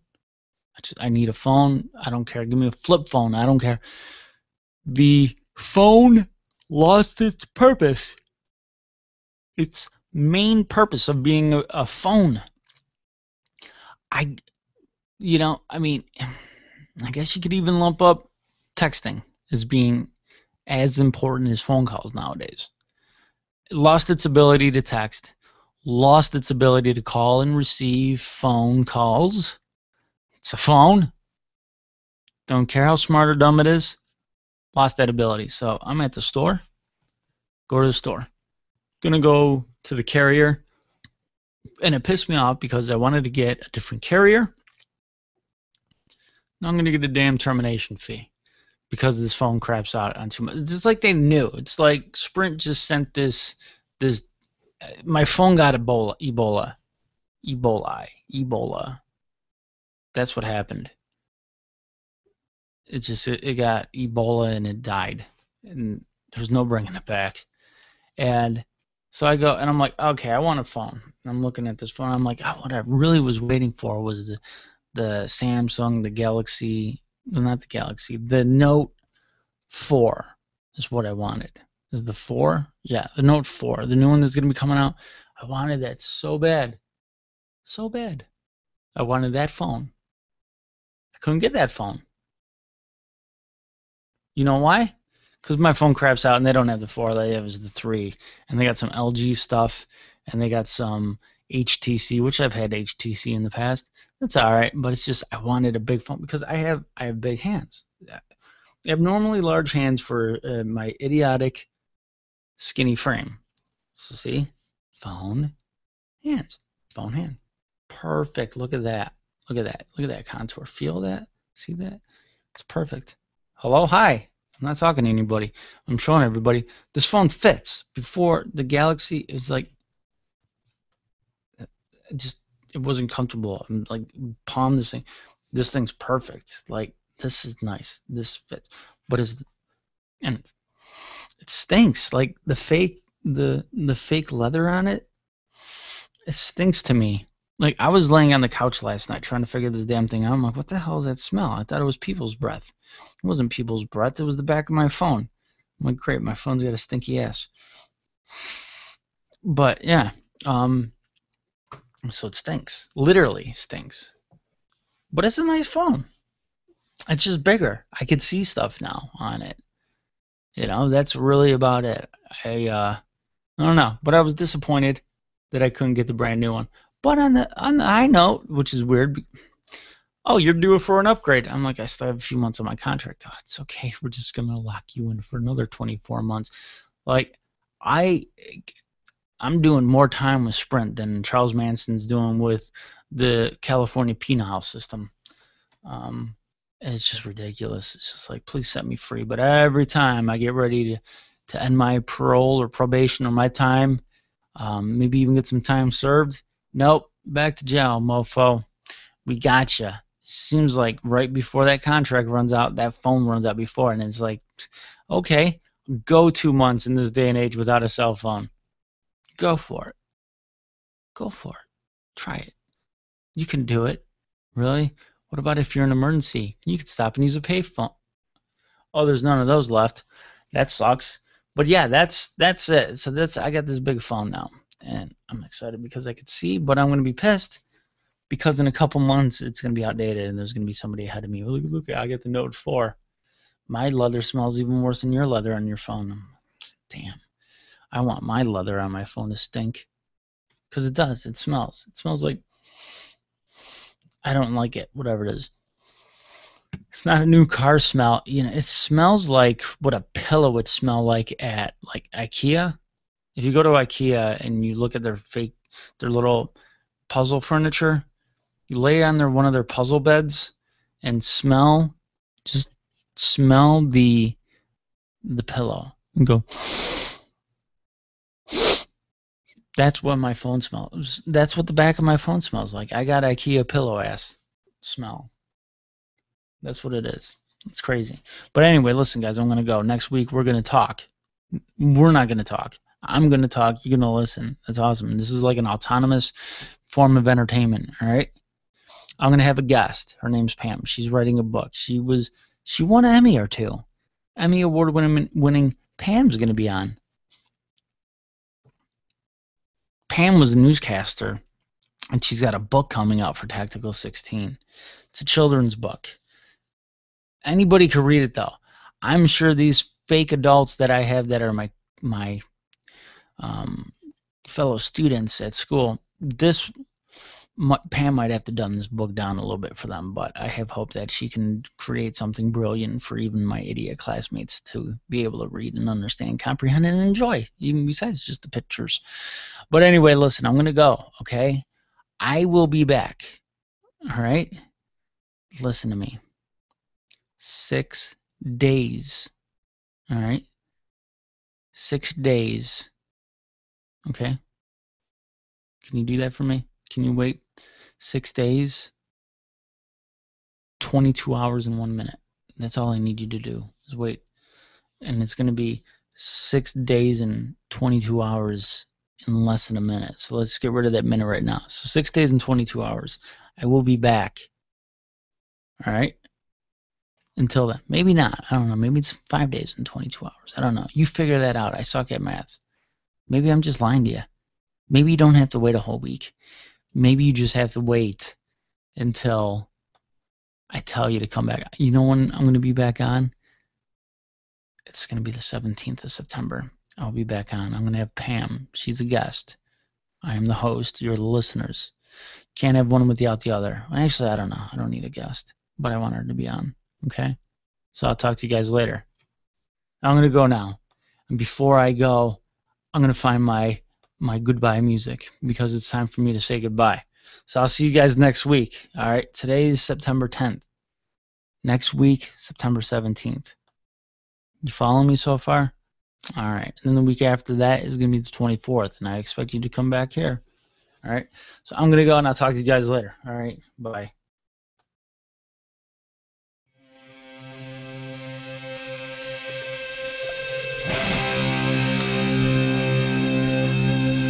my family, for my friends, for all those that we lost our say. This is a message, this is to you. Never forget the Lower East Side crew. For my family, for my friends, for all those that we lost our say. This is a message, this is for you. Never forget the Lower East Side crew. I remember all the times we spent, and all that we went